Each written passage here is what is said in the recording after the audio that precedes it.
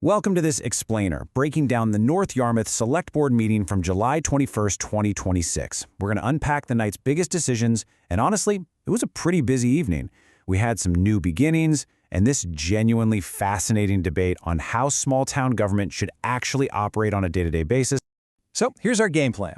We're going to look at how the printed agenda kind of went out the window, cover the board's unanimous votes, hear what the community had to say, dive deep into that committee liaison debate, and then finally wrap things up with some town management updates. Let's get right into it. All right, first up, the agenda versus the actual flow of the meeting. Now, it's always interesting when things don't quite go according to plan, right? The printed packet actually had a goal-setting workshop scheduled for 6:30 p.m., but the chair wanted to wait for the brand new town manager to arrive before kicking that off. Because of that little delay, they decided to just go ahead and start the regular business meeting immediately. They basically adjusted the agenda right on the fly so they could prioritize their newest hire. Okay, moving on to our next section, let's take a look at the official unanimous votes the board took. So, looking at the voting record here, it was all about swift, unified approval for Britt Barton's new leadership role. First off, they voted 5-0 to pull her contract item forward on the schedule. Next up, they officially signed and approved her 3-year contract. Immediately after that, another unanimous vote to formally appoint her as town manager through August 2029 and as tax collector and treasurer through June 2027, since those specific financial roles require an annual reappointment. And finally, they just sailed right through the consent agenda, taking care of routine stuff like payroll and municipal warrants all at once without any debate. Let's shift gears for a second and talk about the public. What did the residents actually bring to the microphone? We heard a really diverse mix of topics from the community. First, a super cool moment of local pride. Judy Potter asked the town to recognize resident Zach Johnston, who literally just signed to play professional baseball for the New York Yankees. How awesome is that?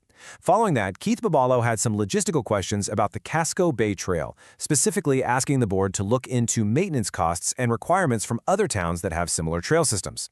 We also had a resident named Sarah step up. She kind of teased an upcoming controversy regarding the pride flag. However, the chair stepped in and respectfully asked her to hold those thoughts just because that exact topic was officially on the agenda for later in the evening. All right, that brings us to the most robust discussion of the night, the Great Committee Liaison Debate. The whole thing kicked off when Chair Whitmarsh proposed eliminating Select Board liaisons to town committees altogether. His main point? Saving time and stopping information from getting bottlenecked.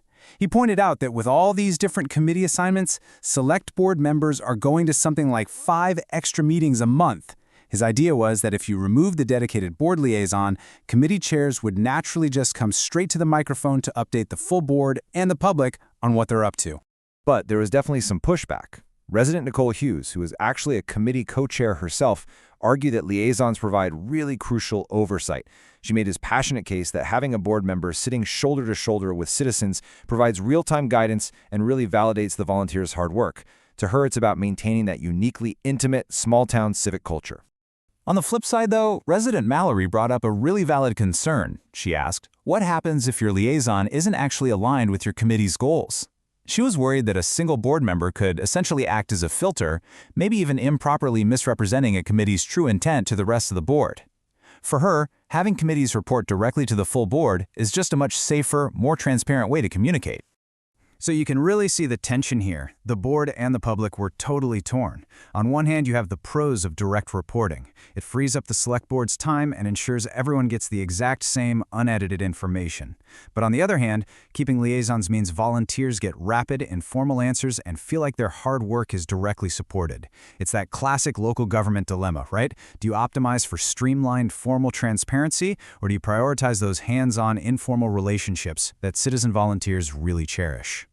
Ultimately, they didn't actually take a formal vote on this, but you could tell several members, including the interim town manager, were leaning toward a hybrid approach. The idea would be to keep the liaisons, but also require committee chairs to formally present to the select board on a regular basis. Kind of a best of both worlds scenario. Okay, moving into our final stretch, reports and remaining town business. Check out this number. The town scored a massive financial win here. R.A. Pierce Excavation submitted a septic repair bid that came in at $19,385. That is drastically under the budgeted $31,000. The interim town manager did mention there might be a small additional cost if a pump station is needed, but even with that, the project for the town office and rental house is going to come in way under budget. Now, regarding the Comprehensive Plan Committee, the board agreed on a two-step process to handle all the applications they've received without getting bogged down in just endless open interviews. Since they got over 13 applications, which is pretty much exactly the 11 to 15 members they actually need, they realized they could streamline things. Step 1. Review all the applications privately in an executive session. Step 2. Figure out which candidates actually need a formal interview and which ones they can just appoint by consensus. Finally, they had to address an open seat on the Budget Committee.